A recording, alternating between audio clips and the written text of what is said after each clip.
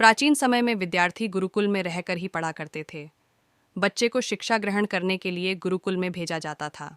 बच्चे गुरुकुल में गुरु के सानिध्य में आश्रम की देखभाल किया करते थे और अध्ययन भी किया करते थे। वृद्धराज को भी सभी की तरह गुरुकुल भेज दिया गया।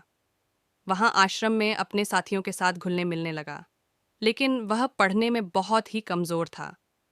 गुरुजी की कोई भी बात उसके बहुत कम समझ में आती थी।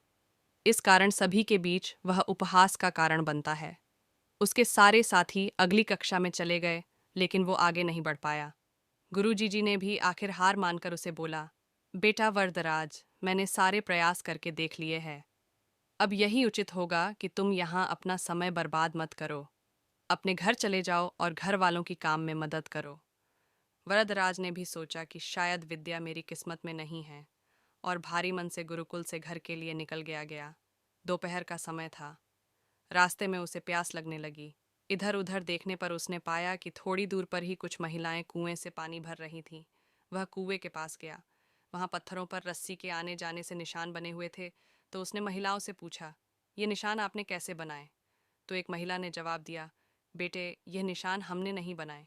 ये तो पानी खींचते समय इस कोमल रस्सी के बार बार आने जाने से ठोस पत्थर पर भी ऐसे निशान बन गए हैं। वरदराज सोच में पड़ गया।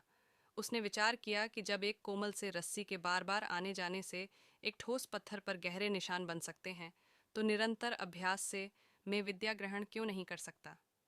वरदराज ढेर सारे उत्साह के साथ वापस गुरुकुल आया और अथक खड़ी मेहनत की। गुरुजी ने भी खुश होकर भरपूर सहयोग किया।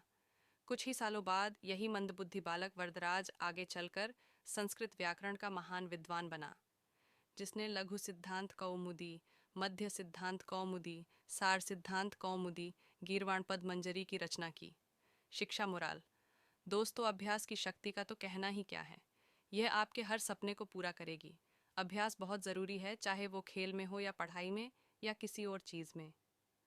बिना अभ्यास के आप सफल नहीं हो सकते हो। अगर आप बिना अभ्यास के केवल किस्मत के भरोसे बैठे रहोगे, तो आखिर में आपको पछतावे के सिवा और कुछ हाथ नहीं लगेगा। इसलिए अभ्यास के साथ धैर्य, परिश्रम और लगन रखकर आप अपनी मंजिल को पाने के लिए जुट जाएं।